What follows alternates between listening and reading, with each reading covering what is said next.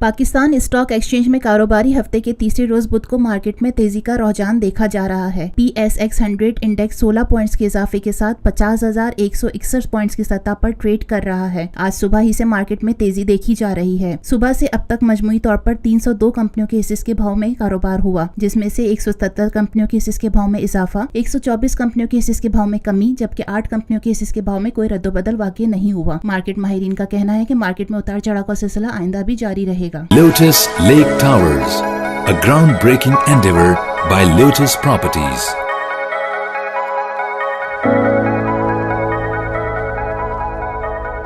मुल्की, बैनुल-अक़वामी, समाजी, सियासी, तिजारती, सकाफती, तफरीही, मालूमाती और खेलों से जुड़ी हर छोटी बड़ी खबर का मरकज TNN TV।